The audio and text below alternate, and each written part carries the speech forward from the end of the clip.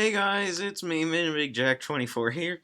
Today, if you're wondering why I kind of had this muted to begin with, then unmuted, well, truth to be told, I've already recorded my reaction to this, and I was kind of already explaining some bits and details of some different stuff throughout the entire reaction.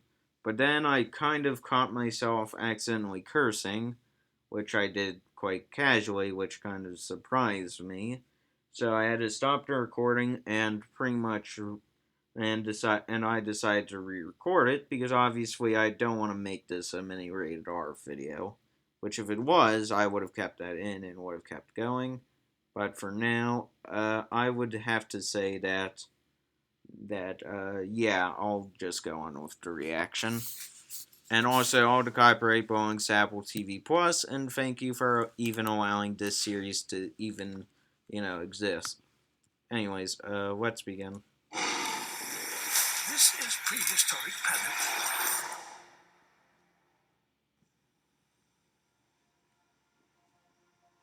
There are many ways to describe life on this planet. That is true, David. That is true.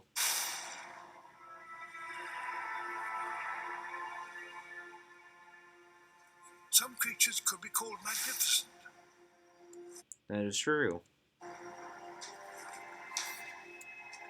or monstrous, Also true. perhaps misunderstood. That's also true. But only a few creatures who roam this earth could be called all three. That is true.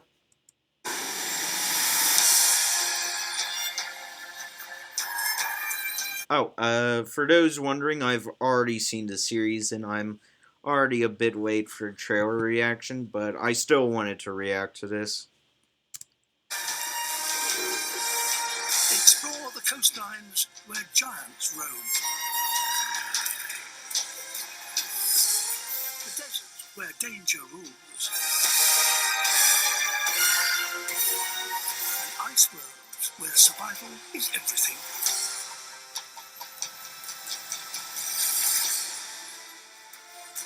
Join us for a story you've never heard, on a scale you've never witnessed.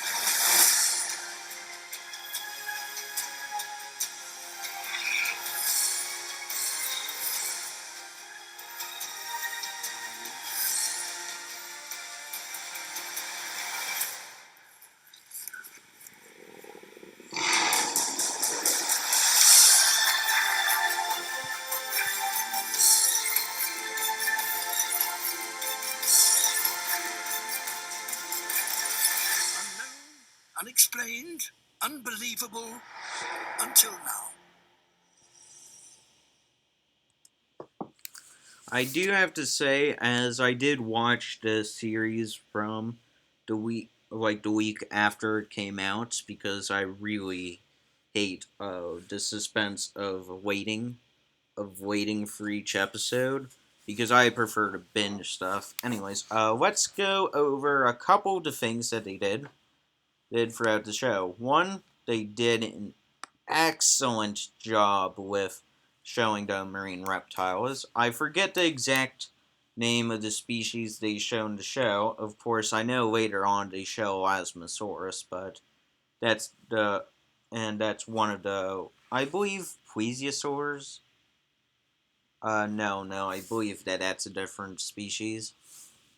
Now I'm trying to think of the group that they belong in. I know that it's marine reptiles, but I'm forgetting, what it's called exactly. But then, let me go here. Oh yeah, that is Starkid here, which is a type of pterosaur, mainly, i.e., one of the largest living flying reptiles to ever exist, which still outrank birds in their size and wingspan.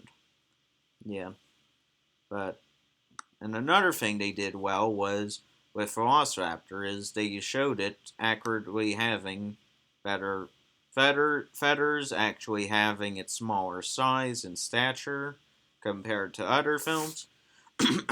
Jurassic Park. Oh, sorry, something was clearly stuck in my throat there. I'm not sure what happened.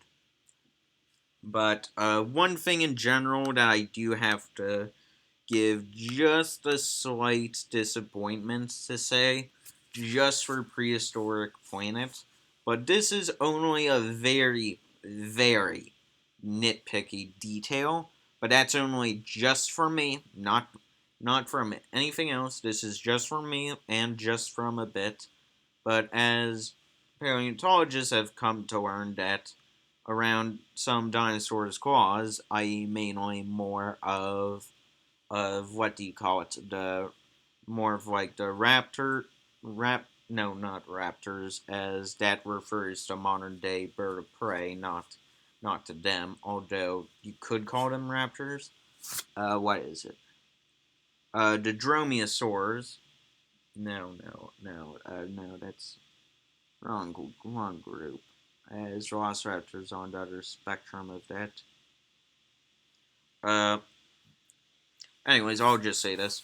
We know that from claws of most of all theropod dinosaurs, both carnivorous and herbivorous did indeed have like a scale of the same. I keep forgetting the name of the material of your fingernail, but it effectively had a bit of a sheath around it, made out of the same stuff like that on both the feet claws and for the hand claws as evidence of structures of veins on a portion of claws from different species, which helps give us a reasonable estimates that that the keratin, no, not keratin.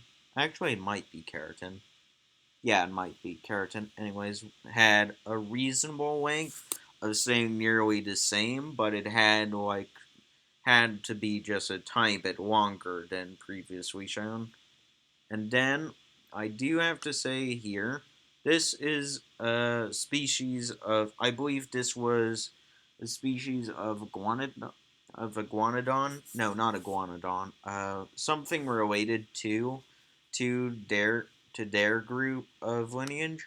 Then I have to say beautiful representation of Tarbosaurus and Velociraptor in what essentially is prehistoric Mongolia, which I do have to say is quite good. And and here, Deinonychus is accurately shown being living in a wetland area, specifically, I believe river biomes to be more exact, given to their beak structure. Not to mention, we know that from finding stomach remains in their stomach from fossilized stomach remains, we know that they were both pescavarius. I believe that's how you say it. It's been a while, but pretty much that they ate fish and also plants, giving this dinosaur that's one of the most bizarre looking dinosaurs of all time. Quite honestly, a very good chance of them actually being a quite honestly a large and powerful dinosaur that lived during its time era, with I believe almost no predators, but I could be mistaken about that, as wherever there is giant plant eaters are always also giant predators. And just to say alone, uh, the I believe the hadrosaur here really was actually quite a beautiful choice for it. And here, as I stated, as I believe that I say earlier, but I would forget, this is Nanukosaurus, which is the polar bear lizard, aka it's pretty much a Tyrannosaurus. Same family as T Rex on the same genetic scale. It's just a T Rex that's modified into the Arctic, hunting its prey Pachyrhinosaurus. Although although as much as my paleontological knowledge goes, I can't tell you the exact species of Pachyrhinosaurus this is due to my knowledge of the different variations of the same ceratopsian is very little. But another thing that I do have to point out is that Prehistoric Planet does an amazing job with making dinosaurs feel like they're actually alive, even though I know for a fact that they were alive at some points, but this helps paint the picture for, modern day people that yeah, dinosaurs were living and breathing creatures that aren't just movie monsters as depicted in pop culture. And I do believe that it could be very more likely that that sauropods in general could have had a feature that allowed them to do something like expand air sacs on their neck or something, because it's a bit odd since we know that sauropods often did fight during mating, hence why that they have a claw on their foot. But anyways, that if you guys really want to know more about this, just go up and ask the internet more about it, as I don't really have all the answers at the moment about this, as but it seems like, yeah, that this would be more of an accurate issue reason too. And here, once again, I want to say the Plesiosaurian. I believe I said that wrong. If not, correct me in the comments. Here we're done actually quite beautifully. And here, the T Rexes, although this one's a bit injured, are actually shown being correctly proportioned, having being chunky, muscular, having some form of lips. Yeah, which is accurate, as yeah, as they most likely did have lips, and I remember that Carnotaurus here, yeah, and it is confirmed in a belly source such as Carnotaurus that they did use their arms in some way to display for mating, hence why they still have arms, but yeah.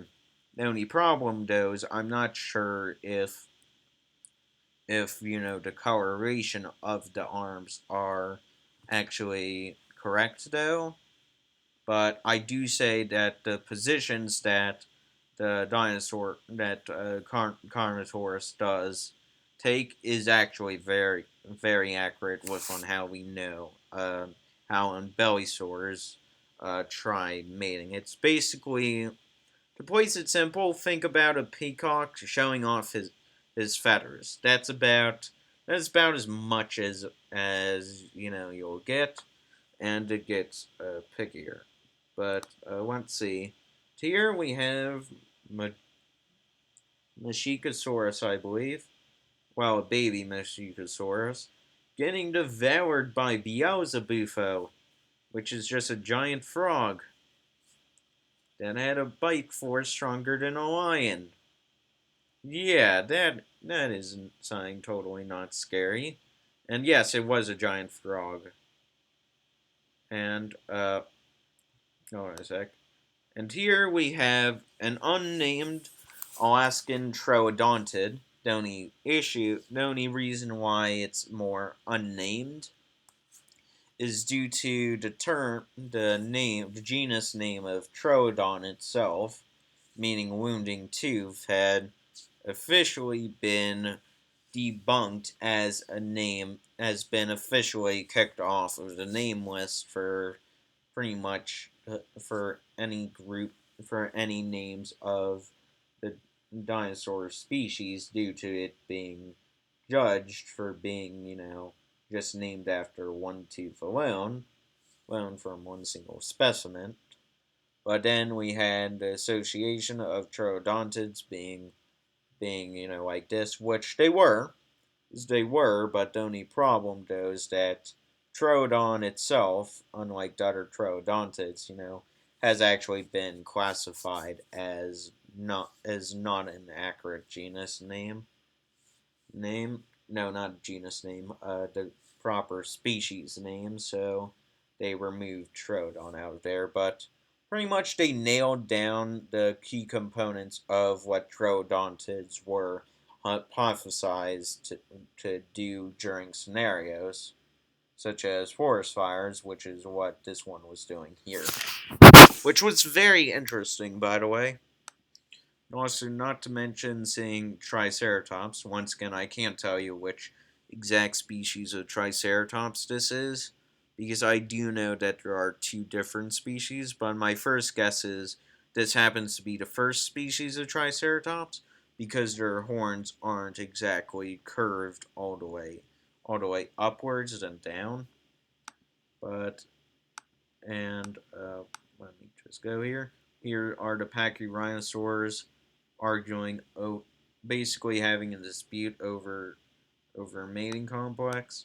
Here's the same wounded T Rex from where's the river?